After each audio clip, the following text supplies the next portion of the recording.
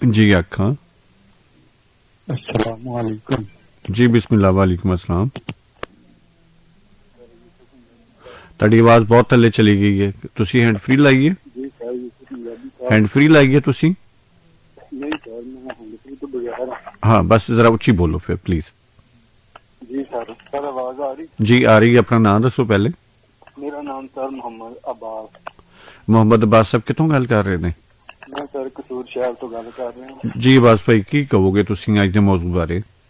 Sir पहली तो गल है कि मैं पहली दफा ही FM 95 पे कॉल की। जी बिस्मिल्लाह जी है नो।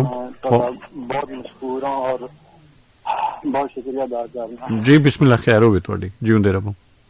सर मैं ये गल करनी चाहना हाँ कि जो तुहाडा अज दा मौजू है, हाँ सर मुहब्बत एक इंसान दे अंदर दा एक जज्बा है। हाँ हाँ सर किसी नाल मुहब्बत हो जाना, हाँ हाँ सर उसनू देखना या उससे ही सिर्फ चाहत करना, हाँ सर एक इंसानी जज्बा लगता मैंने। हाँ ठीक है बिल्कुल इंसानी जज्बा है, उन्स दा जज्बा है, ठीक है जी। और जो अच्छा, मोहब्बत करते हैं अच्छा, वो नकले परवरदिगार करते हैं। अच्छा एक चंगी गल है अब्बास भाई, मैं कह रहा है कि फिर क्यों सानू असी चाहते ही नहीं ਉਹਦੇ ਬਾਰੇ कुछ जानना पुछना, सानू चंगा लग रहा, बस चंगा लग रहा है।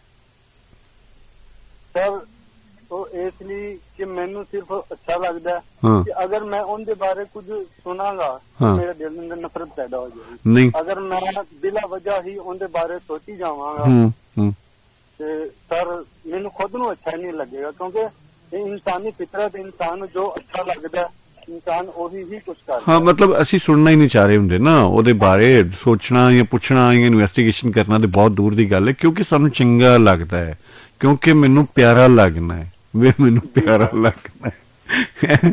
ਹੁਣ ਜੇ ਦੁਨੀਆ ਤੇ ਲੋਕ ਨੇ ਹਜ਼ਾਰਾਂ, ਵੇ ਤੂੰ ਮੈਨੂੰ ਪਿਆਰਾ ਲੱਗਣਾ ਹੈ। ਖੈਰ ਹੋਵੇ ਤੁਹਾਡੀ, ਜਿਉਂਦਾ ਬਸ।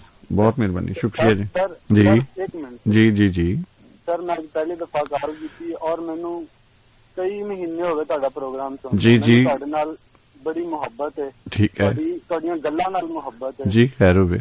ਤੁਸੀਂ और सर, ਤੁਸੀਂ ਤੁਸੀਂ ਮੇਰੇ मैं अल्फाज कहना जरूरी समझना जी सर जी जी कि ਤੁਸੀਂ जो काम कर रहे हो ना हाँ वो नहीं कर सकदा कि इंसानियत वास्ते कर रहे हो। मोहब्बत प्यार ਤੁਹਾਡਾ ਤੁਸੀਂ एक सर बहुत ही अच्छे नजरिए तक ਤੁਸੀਂ ਪਹੁੰਚਾਉਣਾ ਚਾਹੁੰਦੇ ਹੋ ਸਰ। खैर। ਅੱਲਾह ਤੁਹਾਨੂੰ ਤੁਹਾਡੀ ਹਿਫਾਜ਼ਤ ਕਰੇ ਸਰ। आमीन। ਅੱਲਾਹ ਤੁਹਾਡੀ ਕਦਮ ਕਦਮ ਤੇ ਹਿਫਾਜ਼ਤ ਕਰੇ। ਖੈਰ ਤੁਹਾਡੇ ਦਮ ਦੀ, ਜਿਉਂਦੇ ਵਾਸਤੇ ਰਹੋ ਸਰ ਅब्बास ਮੇਰੇ भाई। ਕੋਲ ਅਲਫਾਜ਼ ਨਹੀਂ ਹੈਗੇ ਕਿ ਮੈਂ ਜਿਹੜੇ ਤੁਹਾਡੇ ਵਾਸਤੇ ਬਿਆਨ ਕਰ अब्बास ਸਕਾਂ। भाई ਤੁਹਾਡੀ मोहब्बत, जिਉਂਦੇ रहो, सलामत रहो, जुग जुग जियो। बहुत मेहरबानी, बहुत मेहरबानी। खैर अस्सलाम वालेकुम। वालेकुम अस्सलाम।